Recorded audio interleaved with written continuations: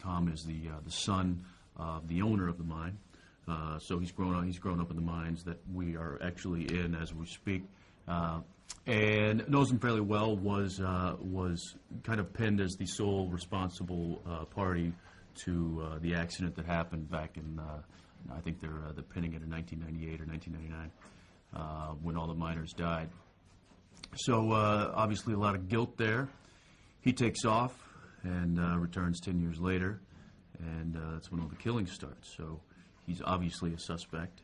He's got some issues to deal with, and he's also got a loss of love, played by Jamie King, who he comes back into town and tries to rekindle some relationships, but runs into a few complications there as well. It takes place in generally a coal mining community, based around a group of guys that went down 10 years prior to when the movie is taking place, and they get trapped, and one guy makes it out alive and is a little messed up because of it. So his psyche gets a little twisted, and he goes back and takes revenge on the town for having gone through what he went through. And then we pick up 10 years later, and people start dying again, and then everybody thinks that it's the return of the scary Harry Warden, and we come to find out that it could be a number of different people.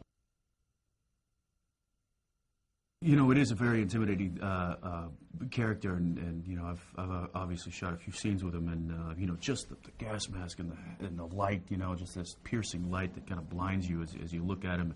You know, he's all blacked out. He's got the whole garb on.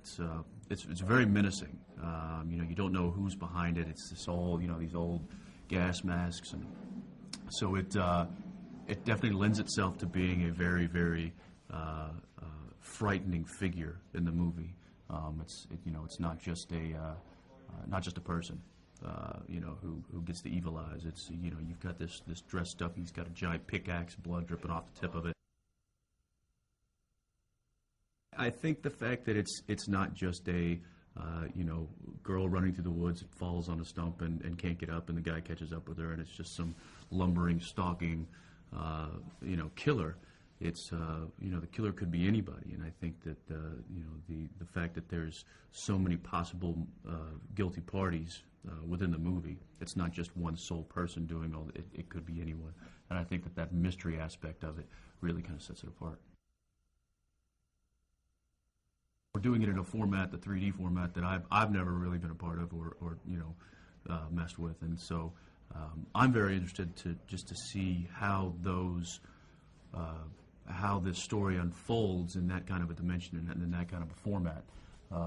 You know, I remember back, you know, when I was a kid, putting on the paper glasses with the red and blue lenses and stuff, and it's so much more advanced than that, and you know, now I see the guys walking around with, you know, aviator sunglasses, it looks like, but those are the 3D glasses, and so just the technology itself, I think, is really going to set this, you know, really going to set this out there and put it, you know, put it on the list of things to see. You know what I'm really looking forward to? I'm really looking forward to that pick coming right out of the screen and just setting me way back in my chair. I think that's going to be a pretty exciting moment. Aside from that, you know, there's some really good performances being put into some really cool characters. Yeah, you know, I from reading the page and watching the performances and seeing the dailies, I'm going to be just as much of an audience member as everybody else, and I'm thrilled to see it.